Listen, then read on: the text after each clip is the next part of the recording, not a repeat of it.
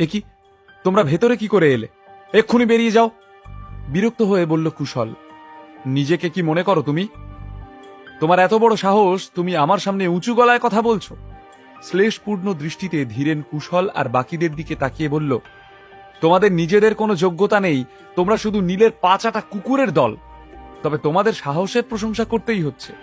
এত বড় হোটেলে বসে বসে আমার বিরুদ্ধে ষড়যন্ত্র করছো। এই কথা শুনে কুশল রাগে কাঁপতে লাগলো। কে তুমি, আর তোমার সাহস কি করে হলো আমার হোটেলে পা রাখার? আমি কে? আমি হলাম ধীরেন রায়চৌধুরী।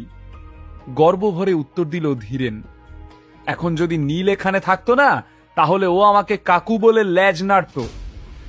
এই কথা শোনার সঙ্গে সঙ্গে পৃথা আর বাকি সবার মুখের হাবভাব বদলে গেল।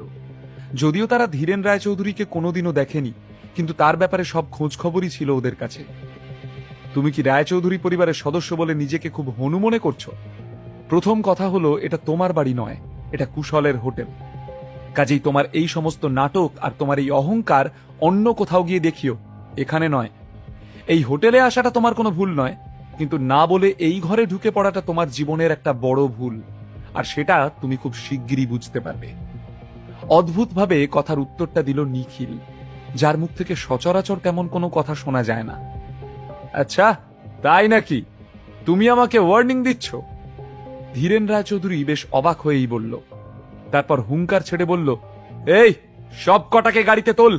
আমিও দেখি নীল কি করে ওর পোষা কুকুরদের ছাড়া সার্ভাইভ করতে পারে।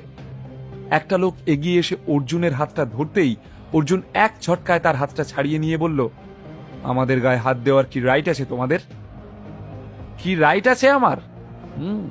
Nice question. ঠান্ডা গলায় হাসতে হাসতে ধীরেন বলল, আমি তোমাদের নিয়ে যেতে এসেছি কারণ কিছু কথা একটু ভালো করে বোঝাতে হবে। নীলের সাথে জোট পাকিয়ে তোমরা রায়চৌধুরী পরিবারের এগেইনস্টে কাজ করছো। আমাকে রায়চৌধুরী পরিবারের প্রধান স্বয়ং শশাঙ্ক রায়চৌধুরী নির্দেশ দিয়েছেন তোমাদেরকে এখান থেকে নিয়ে যাওয়ার, তাই আমি এসেছি। এখন আর বেশি বাড়াবাড়ি করো না, তাহলে রায়চৌধুরী বাড়িতে জামাই আদর পাবে না। শশাঙ্ক রায়চৌধুরী? একটু অবাক হয়ে জিজ্ঞেস করলো কুশল। কুশল শশাঙ্ক রায়চৌধুরীর ব্যাপারে সবকিছু জানত, জানবে নাই বা কেন? কে না জানে কলকাতার রায়চৌধুরী পরিবারের কথা। আর শশাঙ্ক রায়চৌধুরী নিজে যথেষ্ট ফেমাস, আর সেই সঙ্গে রায়চৌধুরী পরিবারের মেরুদণ্ডও বটে। তবে গত কয়েক বছর ধরে শশাঙ্ক রায়চৌধুরীর সঙ্গে কুশলের কোনো দেখা সাক্ষাৎ নেই। কিন্তু ভাববার বিষয় হলো যে এর আগে কুশল ঠিক কি কারণে শশাঙ্ক রায়চৌধুরীর সঙ্গে দেখা করেছিল। দেখা যাক এই সমস্ত রহস্যের জট কখন খোলে। এই, এদেরকে নিয়ে চলো। ধীরেন কুশলদের সঙ্গে কথা বলে আর সময় নষ্ট করতে চাইল না। কথাটুকু বলেই সে ঘরের বাইরে চলে গেল। আক্তার যখন দেখল কুশল আর বাকি সবাইকে কয়েকজন লোক হোটেল থেকে নিয়ে যাচ্ছে, তখন তার চেহারা ভয়ঙ্কর হয়ে উঠল। দাঁড়াও, তোমরা কারা? আর তোমাদের এত বড় সাহস তোমরা এখানকার মালিকের গায়ে হাত দাও? তোমরা জানো যে এখানে দাঁড়িয়ে ঝামেলা করলে তার পরিণতি কি হতে পারে? এই কথা বলতে বলতে ধীরেনের সামনে এসে পথ আটকে দাঁড়ালো আক্তার। ধীরেন আক্তারের দিকে কোনো রকম নজর না দিয়ে গটগট করে হোটেলের মেইন গেটের দিকে এগোতে লাগলো। ধীরেনের এই অহংকার দেখে আক্তারের রক্ত গরম হয়ে উঠল, কিন্তু ধীরেনকে গিয়ে আটকানোর আগেই হঠাৎ সে অনুভব করলো তার কাঁধের উপর একটা হাত। এই, তুমি কি অন্ধ নাকি কালা? অধৈর্য হয়ে বেশ জোরেই বলে উঠল আক্তার। এই সময় পেছন থেকে কেউ একজন আক্তারকে ধাক্কা মারল। আক্তার ছিটকে পড়ল পেছনের টেবিলটার উপর। ঘুরে তাকাতেই যাকে দেখতে পেল আক্তার, সেই লোকটা ওর থেকে অন্তত 5 ইঞ্চি লম্বা। তোর এত বড় সাহস, তুই আমায় মারবি? এই, কে আছিস? শেষ করে ফেলে কে? কোন রকমে টেবিল ধরে উঠে নিজের চেলাদেরকে হুকুম করল। কে জানে তুমি নিজেকে কি মনে করো?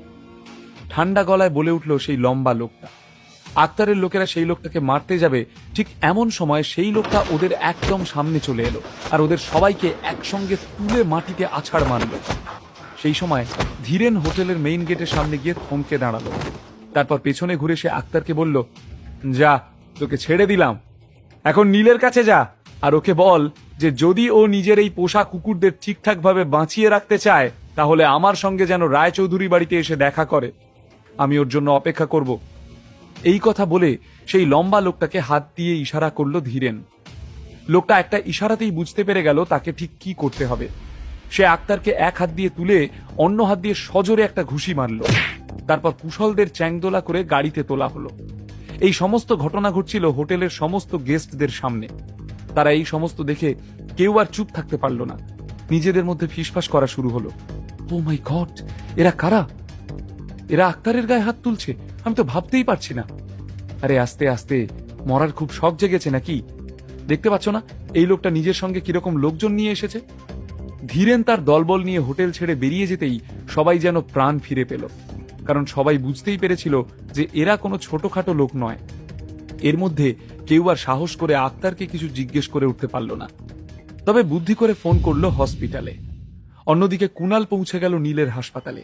সেখানে পৌঁছে সে দেখল হসপিটাল বেডে নীল আরাম করে বসে আছে। এই দৃশ্য দেখে হাসি খেলে গেল কুনালের মুখে। দুজনের বন্ধুত্বটা এই কদিনেই আরো অনেক গভীর ও সহজ হয়ে উঠেছিল। আমি জানতাম তুই এত সহজে মরবি না, অনেক পাপ করেছিস, অনেকদিন তো তোকে বাঁচতে হবে। একগাল হেসে কুনাল বলে উঠল, আচ্ছা তো তুই চাস আমি মরে যাই? আমি তো ভাবলাম তুই চাস আমি যেন যত তাড়াতাড়ি সম্ভব সুস্থ হয়ে উঠি। ডিপ্রেসড গলায় বলল নীল। এই ফালতু বকিস না তো, তুই মরিসনি ঠিক আছে, আর এইসব সেন্টিমার্কা কথাবার্তা বন্ধ কর। তোর সুস্থ হতে আরো কিছুদিন সময় লাগবে, ততদিন যদি কিছু ইম্পর্টেন্ট থাকে তো বল, আমি তোর কাজটা করিয়ে দেব। কুনালের কথা শুনে মনে হচ্ছিল যেন সে বিজনেস টক করতে এসেছে। নীল ভালো করেই বুঝতে পারল যে এই বিষয়ে কথা বাড়িয়ে আর কোনো লাভ নেই, তাই সে প্রসঙ্গ বদলে বলল, এই তোর বাড়িতে তো প্রচুর গেস্ট, তো তুই তাদের না সামলে হসপিটালে এসেছিস কি করতে? আমার গেস্টরা ঠাকুরের কৃপায় সবাই সুস্থ আর সবাই নিজের নিজের খেয়াল রাখতে পারে, কিন্তু তুই তো এখন নিজের খেয়াল রাখার অবস্থাতে নেই না। তোর তো আদ্রিতা আর আমাকে এখন প্রয়োজন, কি ঠিক কি না? স্ট্রেট ফরওয়ার্ড ভাবেই মজা করে উত্তর দিল কুনাল। এই কথা শুনে নীলের এত রাগ হলো যে ও কুনালের দিক থেকে মুখ ফিরিয়ে নিল। হয়তো অসুস্থ থাকার কারণে বা একাকিত্বের জন্য নীল প্রচন্ড ইরিটেট হয়ে পড়ছিল। সে কুনালের মজাটাকে মজা হিসাবে নেবার মতো মানসিক অবস্থায় ছিল না। প্রচন্ড রেগে গিয়ে নীল বলে উঠল, তো তুই কি বলতে চাস আমি হেলদি নই? আমি নিজের খেয়াল নিজে রাখতে পারি না? আমার সব সময় লোকের প্রয়োজন? এই তোর কি হয়েছে বলতো? তুই কি পাগল হয়ে গেছিস নাকি? কিসের সঙ্গে কিসের তুলনা করছিস? ওরা আলাদা আর তুই আলাদা, আমি তো জাস্ট মজা করছিলাম। কনফিউজড হয়ে বলল কুনাল। নীলকে কিছু বলার সুযোগ দিল না কুনাল, নিজেই বলল, আচ্ছা এইসব ছাড়, দুদিন পর আমার দাদুর জন্মদিন, আর আমার দাদু কিন্তু তোকে স্পেশালি ইনভাইট করেছে, তাই দুদিন পর তোকে আমাদের বাড়িতে আসতেই হবে। এমন সময় আদ্রিতা ঢুকলো হসপিটাল কেবিনে। কুনালের কথা শুনে সে পুরোপুরি চমকে গেল।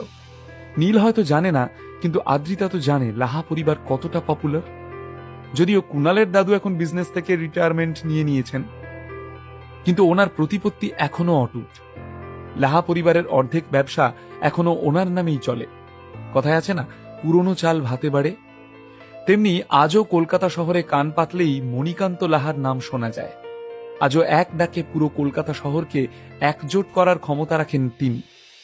নীলের লাহা পরিবারের সঙ্গে এই বন্ধুত্ব যদি একবার পাকাপোক্ত হয়ে যায়, তাহলে সমাজে তার সম্মান আরো বেড়ে যাবে। ভবিষ্যতে নীলের জীবনে অ্যাচিভমেন্টের বন্যা বয়ে যাবে। তখন আমি আর কি করে মানা করতে পারি বল? আমি নিশ্চয়ই যাব। হাসতে হাসতে বলল নীল। তার সব রাগ গলে জল হয়ে গেল। এই যে তুই বললি এটাই আমার জন্য যথেষ্ট, আজ তোকে বসে থাকতে দেখে আমার যে কি ভালো লাগছে। এই হসপিটাল আমাদেরই।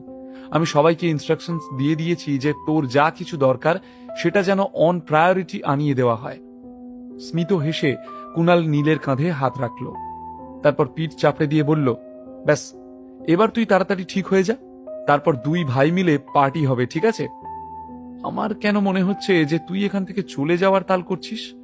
অদ্ভুত দৃষ্টিতে নীল কুনালের দিকে তাকিয়ে বলল, শুধু কাজের কথাই বলতে এসেছিলিস? আচ্ছা, আমার সাথে কি তুই বোর হচ্ছিস নাকি? শুধু বার্থডেতে ইনভাইট করতে এসেছিস? ধুর মাথা মোটা, কে বলল যে আমি এখান থেকে চলে যাচ্ছি? কুনাল একটু চেঁচিয়ে বলল। তারপর একটু নিচু গলায় সে নীলকে আশ্বস্ত করল, তুই একটু সুস্থ হয়ে নে, তারপর তোর সাথে আমার কিছু ইম্পর্টেন্ট কথা আছে, আমাদের ফিউচার রিলেটেড। কুনালের মুখের কথা শুনে আদ্রিতা আরো একবার চমকে উঠল। ওর মতে কুনাল বোধহয় নীলকে সত্যিই নিজের ভাই বলে মেনে নিয়েছে।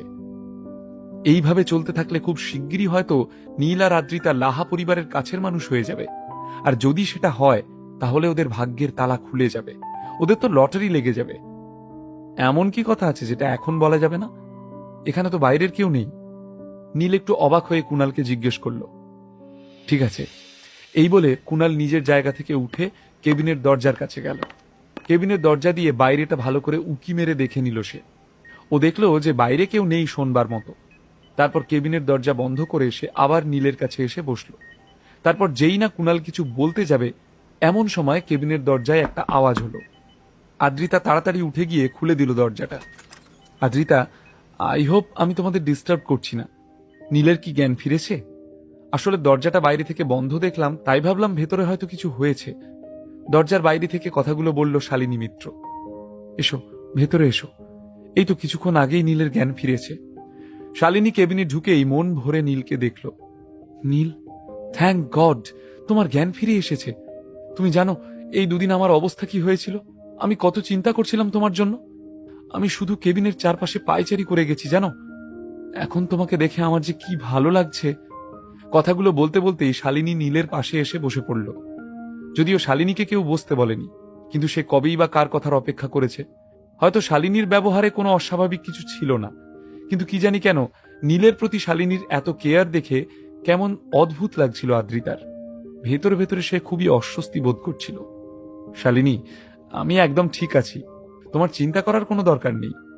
আর 2 দিন তুমি আমার দরজার বাইরে কাটিয়ে দিলে, এত চিন্তা করার কিন্তু সত্যিই কোনো দরকার ছিল না। একটা হাসি ছুড়ে দিয়ে বলল নীল। শালিনীর কাছে নীলের প্রশ্নের কোনো উত্তর ছিল না। নীলের প্রশ্নগুলো শুনে শালিনীর কান থেকে গাল পর্যন্ত লাল হয়ে গেল। নীলের কেয়ার করতে, ওর যত্ন করতে, ওর কথা ভাবতে, ওর ভালো মন্দে পাশে থাকতে ইচ্ছে করছিল শালিনীর। কিন্তু এসব কথা কি শালিনী নীলকে বুঝিয়ে বলতে পারবে? তাই ভেবেই বুকের ভেতরটা কেমন হু হু করে উঠল শালিনীর। শালিনী কি নিজের মনের কথা নীলকে বলবে? শালিনীর এই ব্যবহারে আদ্রিতার রিয়াকশন কেমন হবে? নীল আর শালিনীর সম্পর্ক কোন দিকে মোড় নেবে? এবার কি এদের মধ্যে ত্রিকোণ প্রেম শুরু হবে? কুণাল নীলকে এমন কি বলতে চায় যেটা তাদের ভবিষ্যতের জন্য এত জরুরি?